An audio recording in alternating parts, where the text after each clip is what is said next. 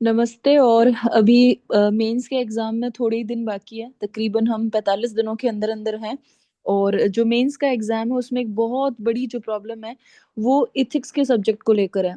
अब इथिक्स का सब्जेक्ट है ना, कोई प्रॉब्लम नहीं है। इथिक्स इथिक्स प्रॉब्लम इसलिए नहीं है, या नीति शास्त्र प्रॉब्लम इसलिए नहीं है, क्योंकि ये सबसे सरल सब्जेक्ट है।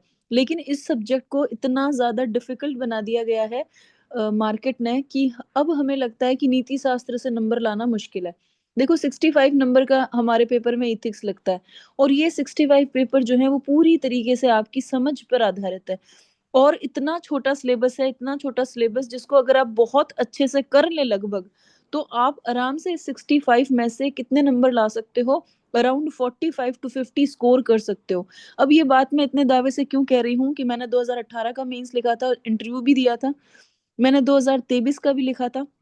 मैंने 2021 का भी आधा लिखा था, आधा बीच में छोड़ा था। तो इन सारे पेपरों में जब जब मैंने अपने खुद के एथिक्स सेक्शन में मार्क्स देखे, तो वो बहुत एक्सीलेंट आए थे, अप टू मार्क आए थे। उसका कारण क्या था कि मैंने एथिक्स पर अपनी अच्छी समझ को क्या किया, डेवलप किया। उसी समझ से मैं समझ पाई कि एथिक्स जो है उसको कैसे ग्रैब करना है, उसको कैसे अच्छे से पकड़ के और आंसर लिखना है। तो हम लोग जो हैं एथिक्स के लिए ये program study R S with Manoj Bhambu वाले जो ग्रुप है उसपे आपको बराबर क्लास देंगे, डेली क्लास देंगे और समझाएंगे कि एथिक्स को कितना आसान तरीके से समझने के बाद ऑटोमेटिक पेन चलेगा और ऑटोमेटिक आप आंसर राइटिंग कर पाएंगे। इसमें कुछ कीवर्ड्स जो होते हैं उनको समझने की जरूरत होती है, और उन्हीं कीवर्ड पर आगे जाकर आपका पूरा का पूरा एथिक्स का आंसर बनता है।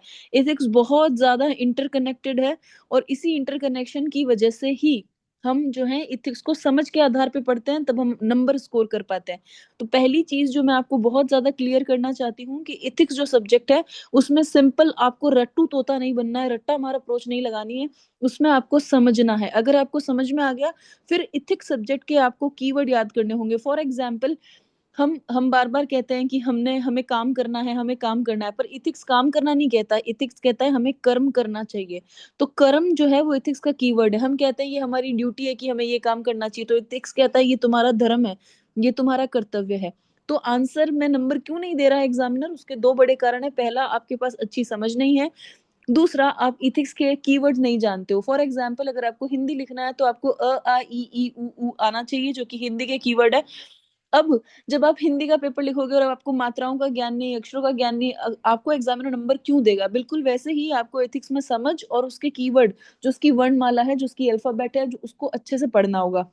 और मैंने प्रीवियसली भी, जब मनोज जी ने चलाया था ये प्रोग्राम इथिक्स पढ़ाने का, तब मैंने बहुत अच्छे से पढ़ाई थी। रट्टा इथिक्स में कहाँ मारना होता है? थिंकर्स के साथ थोड़ा बहुत रट्टा मारना होता है, पर थिंकर के भी कॉन्सेप्ट समझ कर हमें क्या मारना है, रट्टा मारना है, पहली बात।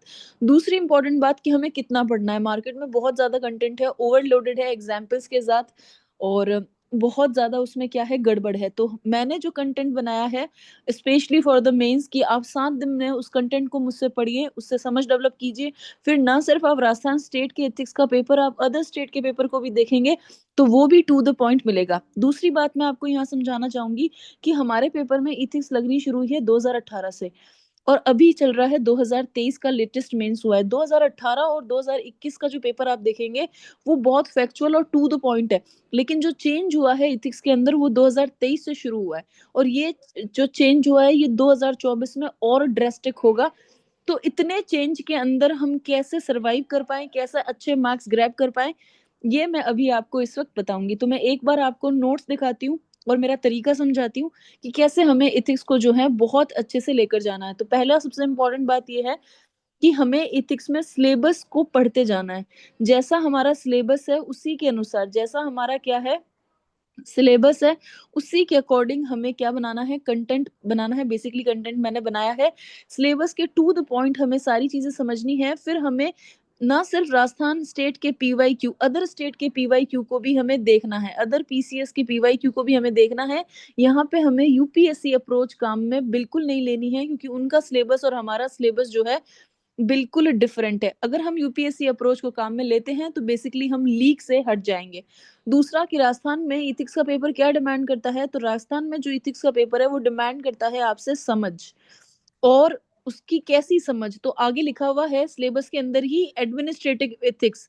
तो हर चीज़ को आपको किससे जोड़ना होगा, प्रशासनिक फील्ड में वो कैसे उपयोग में आएगी, ये सोचना होगा। तो अब मैं आपको सबसे पहले एक झलक दिखाती हूँ नोट्स की, कि वो कैसे पिन पॉइंट है और कितने सरल और एकदम कीवर्ड के साथ लिखे हुए हैं, जिनको मैं आपको बहुत अच्छे से क्या करूँगी, समझा दूँगी। और आप देखेंगे जब क्लास खत्म होगी, आपको सारी चीज़ें दिमाग में होगी और आप आराम से क्या कर पाएँगे, उस समय पेपर को सॉल्व कर पाएँगे। अगर कुछ ऐसे क्वेश्चन्स होंगे जो आपसे होंगे भी नहीं, फिर भी आप उसका आंसर लिखने में सक्षम होंगे। फॉर एग्ज़ाम्पल ये देखिए, अ, अभी आपको दिख रहा है कि जो एथिक्स का पहला पॉइंट है नीति शास्त्र, पहला बिंदु है नीति शास्त्र, उसके बाद आगे सब कुछ है, जिसमें नीति शास्त्र क्या है, परिभाषा, नीति शास्त्र की विशेषता, नीति शास्त्र और नैतिकता में विभेद और समानता, नीति शास्त्र की शाखाएं और नीति शास्त्र के क्षेत्र से 2023 में 10 मार्क्स का क्वेश्चन आया था। किसी भी आप किसी भी कंटेंट को उठा के देख लीजिए मार्केट के, उसके अंदर वो मैटर नहीं था, और ये इसी जगह से उन्होंने 10 नंबर का क्वेश्चन बनाया, जो कि बहुत शानदार। एग्जामिनर की मैं यहाँ तारीफ करना चाहूंगी कि उसने इतना अच्छा खेला। फिर उसके बाद देखो मुख्य नैतिक सिद्धांत और मानक, ये भी सारा चीज। अब देखो ये कंटेंट में कीवर्ड याद होने चाहिए। अब देखो आप आगे कि कैसे मैंने कीवर्ड और समझ को, फॉर एग्जाम्पल एथिक्स क्या है, इसको मैंने बहुत सिंपल तरीके से समझा दिया कि देखो एथिक्स जो शब्द है वो एथिका से बना है, जिसका मतलब होता है रीति रिवाज और परंपरा। और हिंदी में भी समझा दिया कि नीति शब्द है, नीति का मतलब होता है ले जाने वाला, जो हमें सन्मार्ग पर ले जाए, जो हमें अच्छे रास्ते पे ले जाए, वही नीति शास्त्र है। अब यहाँ पे आप अच्छा मार्ग लिखोगे तो आपको नंबर नहीं मिलेगा, आपको लिखना पड़ेगा कि सन्मार्ग पर, है ना, हिंदी में आपने संधि पढ़ी होगी, सन्मार्ग पर ले जाए। तो इस प्रकार से नीति शास्त्र क्या है, 2 मिनट में हमने डिफाइन कर दिया कि नीति शास्त्र क्या है। ठीक, एक डायग्राम बना दिया कि नीति शास्त्र, एक वेन डायग्राम बहुत इंपॉर्टेंट रोल अदा करते हैं नीति शास्त्र के अंदर।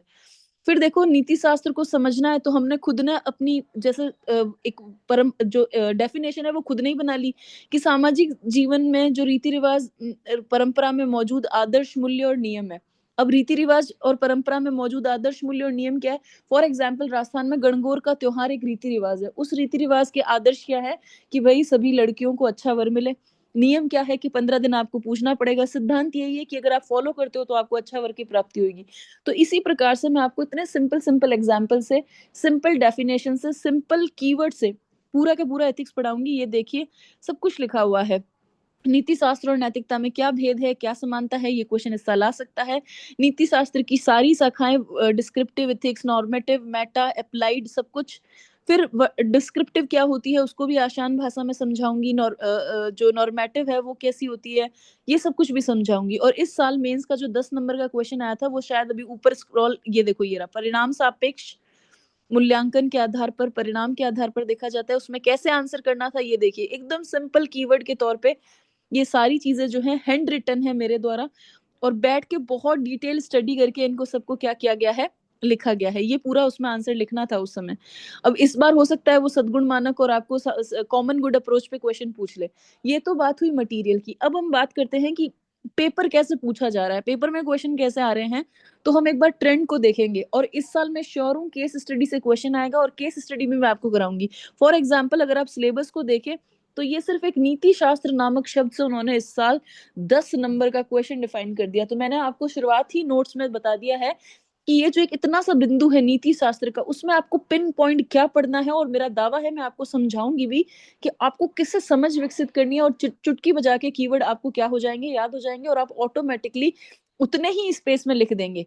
अब देखो यहाँ पे हमने सिलेबस देखा, सिलेबस देखने के बाद सिलेबस में ये कितने बिंदु हैं, 1 2 3 4 5 6 7 8 9, इन 9 बिंदुओं की मैं 7 क्लासेस लूंगी। केस स्टडीज मैं आपको दूंगी, और एक बार मैं आपको केस स्टडीज बता दूंगी कि ये केस स्टडीज आपको कहाँ से पढ़नी है। हम सारे अदर पीसीएस के केस स्टडी सॉल्व करेंगे, उन्हीं को लिखेंगे, और इस साल 10 साल की 10 नंबर की केस स्टडी आएगी, क्योंकि पिछले 3 सालों से नहीं आई है। अब देखो ये सारे पीवाई क्यू है, पिछले जो पेपर हुए हैं पीएससी के, राजस्थान पीएससी के और अदर पीएससी के। जैसे देखो सत्यनिष्ठा को समझाइए, ऊपर क्वेश्चन गया, तो भी कितना 2 नंबर में लिखना है आपको, सत्यनिष्ठा को समझाइए। तो आपको परफेक्ट पता होना चाहिए कि सत्यनिष्ठा होती क्या है, और उतना ही नीचे क्या दे रखा है, स्पेस दे रखा है। तो जब ये समझ होगी तो आपका पेन उठेगा।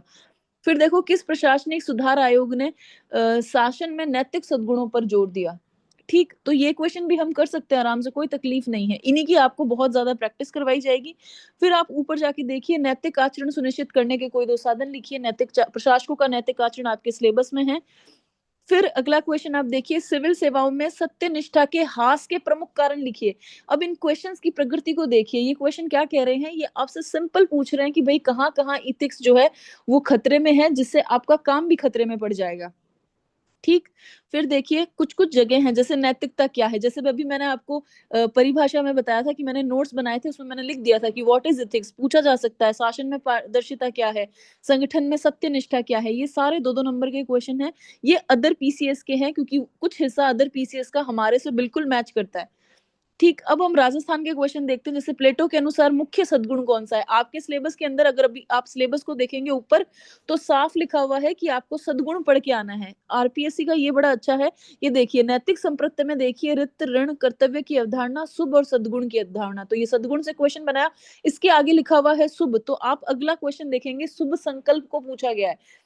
कांट के शुभ संकल्प को पूछा गया है, तो वो नहीं हट रहा है अपने सिलेबस के पॉइंट से। पुरुषार्थ को समझाइए, पुरुषार्थ बेसिकली क्या है? कर्तव्य है, कर्म की अवधारणा है पुरुषार्थ। भारत के जो दर्शन है, भारतीय जो दर्शन है, उसमें पुरुषार्थ का बड़ा इम्पोर्टेंस है, तो ये अगेन वहाँ से आया है। अहिंसा परमो धर्मो, यहाँ पे पूछा गया है गांधी दर्शन, अहिंसा का सिद्धांत, या जैन धर्म में भी अहिंसा, बौद्ध धर्म में भी अहिंसा बहुत इम्पोर्टेंट है। बौद्ध मत में उपाय कौशल, अब ये वो क्वेश्चन है जिसने कोर एथिक्स सब्जेक्ट पढ़ा है, कोर दर्शन शास्त्र पढ़ा है, वही कर सकता है, अदरवाइज हमें इसे छोड़ना होगा।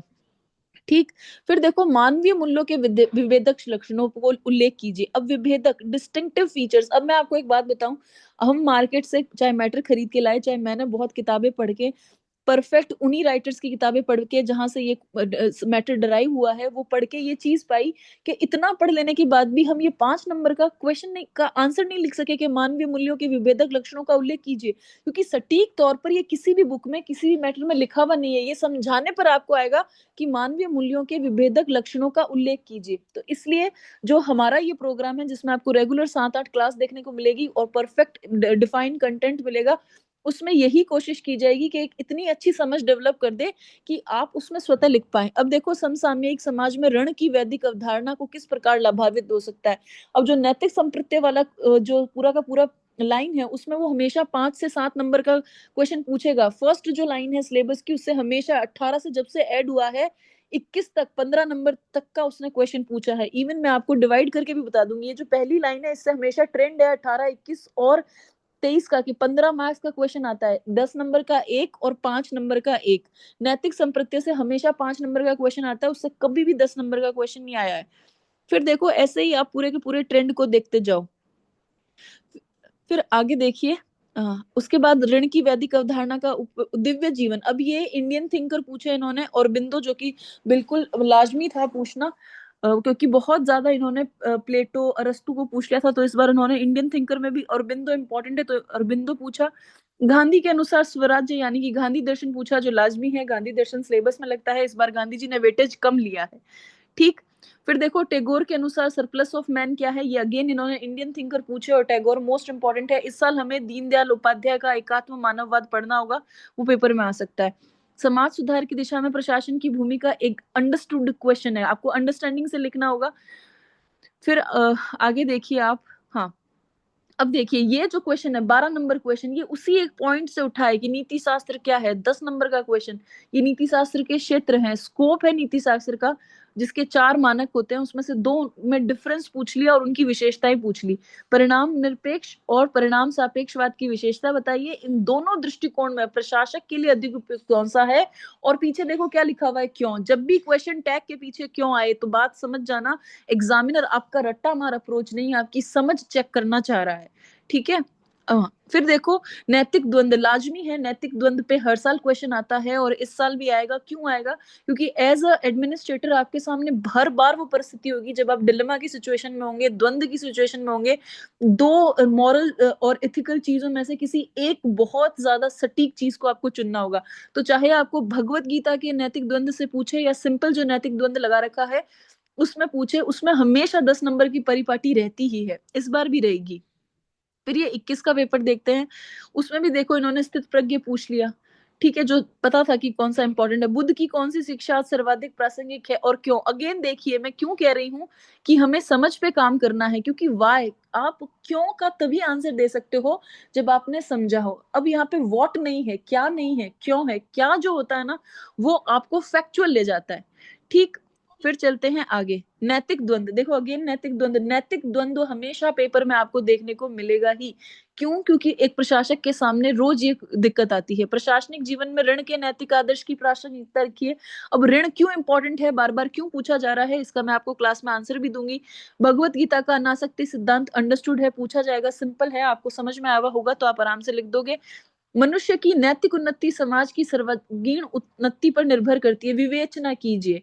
अब आपको यहाँ पे भी एक्सप्लेन करते हुए इथिक्स के कीवर्ड लिखते हुए बताना है कि कैसे मनुष्य की जो नैतिक उन्नति है उससे समाज ऊपर आता है, उसमें कौन कौन से मॉरल वैल्यूज है। जो आपका टॉपिक लगता है ना, परिवार, मनुष्य के मानवीय मूल्य जो है, उसमें परिवार संस्थाओं की, परिवार की सामाजिक संस्थाओं की भूमिका, ये वहां से उठा हुआ क्वेश्चन है। फिर अगेन वही सेम क्वेश्चन, परिवार मनुष्य के नैतिक विकास में सबसे महत्वपूर्ण संस्था है। यहाँ पे भी आपको कीवर्ड के साथ एक्सप्लेन करना होगा। कांट हमेशा इंपॉर्टेंट रहे हैं, और उसमें भी सापेक्ष और निरपेक्ष, आदेश और अंतिम शुभ, तो दो क्वेश्चन एक साथ पूछ लिए। कांट एज अ थिंकर पूछ लिया, और जो शुभ नैतिक कॉन्सेप्ट आपके लगा है वो भी पूछ लिया। ठीक, हाँ, तो इस प्रकार इतना शॉर्ट एंड स्वीट जो है वो मैं आपको बताना चाह रही थी। मैं अगेन आपको दो दो तीन तीन पॉइंट में क्लियर कर देती हूँ कि मेरा क्या उद्देश्य है, या सॉरी, मेरा क्या, हमारा क्या उद्देश्य है। हमारा उद्देश्य सिर्फ इतना सा है कि इन 7 दिनों में आपको हम, इन 7 दिनों में हम आपको इतना अच्छा, इतना सटीक तैयार कर दें इस पूरे सिलेबस में, और आपको वाकई बहुत अच्छा लगेगा। आपको लगेगा एथिक्स इतना इजी है क्या, कंटेंट पूरा रेडी है, बस आपको समझाना है, आपको सिखानी है वो स्किल जिससे आप परफेक्ट आंसर लिख सके। और अगर कुछ बहुत ज्यादा हिल भी जाए तो भी आप, क्वेश्चन अगर हिला हुआ भी आए तो भी आप उसे संभाल सके, ताकि मिनिमम 1-2 नंबर भी आप ले सके। और इतने नंबर जो हैं वो बहुत ज्यादा मैटर करते हैं किसके अंदर, मेंस के एग्जाम के अंदर। तो थैंक यू, और सर का बहुत बहुत धन्यवाद कि उन्होंने मुझे इतना मोटिवेशन दिया कि आप इथिक्स को देखिए, क्योंकि बाहर बाजार में जो कंटेंट है वो बहुत अलग है। तो अगर आपको इथिक्स से रिलेटेड, इस प्रोग्राम से रिलेटेड कोई भी क्वेरी हो तो आप सर से पूछिएगा टेलीग्राम के ऊपर, वही बताएंगे, और जल्द हम आपको इस पर पूरा का पूरा मैटर देंगे। और 7 to 8 डेज के अंदर इसे क्या कर दिया जाएगा, कंप्लीट कर दिया जाएगा विद आंसर राइटिंग, आपको आंसर लिखना भी आ जाएगा। Thank you. ठीक है मैम, ठीक। देखो, हमारा जो ये मेन मकसद है एथिक्स करवाने का, अभी मार्केट में जितना भी जो मैटर है एथिक्स को लेकर के, मतलब एक डरावनी तस्वीर सबके सामने पेश कर रखी है कि है ना भाई, इसमें ये है, इतने सारे नोट्स हैं, 500 पेज का, 200 पेज का, 250 पेज का। तो उसको किस तरीके से भाई कितना याद करना है, एक उसका दायरा फिक्स होना चाहिए, एक उसका इंडेक्स बनना चाहिए कि आपके अगर सामने दायरा फिक्स होगा ना कि हमें इतना करना है, और उसका प्रॉपर नोट्स हो कि वहां डायरेक्ट लिखना क्या है। ज्ञान सभी दे रहे हैं भाई, देखो ये लिख दो, ये भी लिख दो, लेकिन वहां मतलब एक टू द पॉइंट अप्रोच चाहिए, जो मतलब ताकि बंदा उसको रट सके, समझ सके। दोनों काम करना है, रट्टा भी लगाना है और समझ भी विकसित करनी है। तो उसको हमने ऐसे सोचा कि क्यों ना आपको वो नोट्स न दे करके, जो मतलब आपको डायरेक्ट वहां लिखना है, याद करना है, उसी अप्रोच के अनुसार इन्होंने, जैसे मैम ने ये नोट्स बनाए हैं अपने खुद के। और इन्होंने, मैं ये दावा करता हूँ कि इन्होंने बहुत अच्छे से इस पे मेहनत की है, और ये बिल्कुल मतलब सक्सेसफुल होगी, क्योंकि इन्होंने इस चीज पर मतलब पूरा खुद के अपने नोट्स बना करके, पूरा देख करके, सारे PYQ, स्टेट PCS के, अदर स्टेट PCS के, सारा देखने के बाद में ये डिसीजन लिया है कि क्लास लेनी चाहिए। और इसको हम 6 या 7, शायद 7 क्लास मान लो अधिकतम, हाँ, 7 क्लास सात में हम क्लासेस में। इसको और इसको जितनी भी कंप्लीट कर केस, देंगे। हाँ, जितनी भी केस स्टडीज हैं वो अदर पीसीएस की ही केस स्टडी लिखना और कराना सिखाऊंगी, और इस साल केस स्टडी से एक क्वेश्चन आएगा। जैसे लगभग 1 क्लास 40 मिनट के, तो लगभग आप 6 घंटे के अंदर इसको आप पूरा एकदम एथिक्स है ना, टू द पॉइंट समझ के साथ, रटाफिकेशन के साथ, और पूरे नोट्स के साथ आपके तैयार हो जाएगा। ज्यादा पेज के नोट्स नहीं होंगे, आप उसको रट सको, लास्ट टाइम में रिविजन कर सको आराम से, उतना ही रखेंगे। ठीक है, धन्यवाद। और आपके जो भी कोई डाउट हो तो आप टेलीग्राम पर मैसेज कर देना। ठीक है, धन्यवाद।